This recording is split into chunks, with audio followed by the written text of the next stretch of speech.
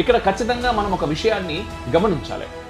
అక్రమ చొరబాటుదారులు ఎస్ఐఆర్ వస్తా ఉన్నది, ఏరి పారేస్తా ఉన్నది, ఓట్లను తీస్తా ఉన్నది అని చెప్పేసి మనం ఈ వార్తలు వింటున్నాం.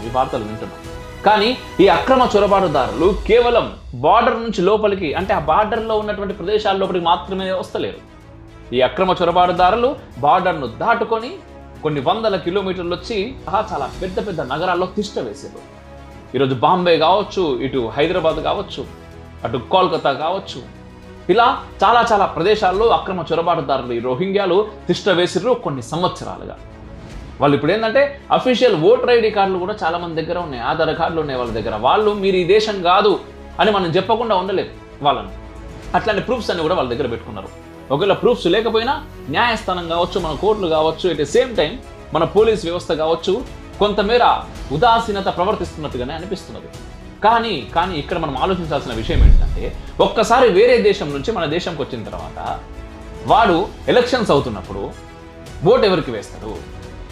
ఈ దేశం మీద ప్రేమ ఉంటుందా వాళ్ళకి?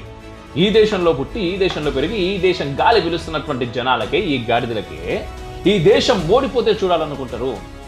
ఈ దేశం పైన ప్రేమ ఉండదు. ఈ దేశాన్ని చిన్న భిన్నం చేయాలని ఆలోచిస్తూ ఉన్నారు. మనం చూస్తున్నాం అట్లాంటివి ఎన్నో సంఘటనలు. రోజు పొద్దున్న లేస్తే రాత్రి 12 దాకా. చివరికి ఆటల్లో కూడా భారత్ ఓడిపోవడం వాళ్ళకి కావాలి.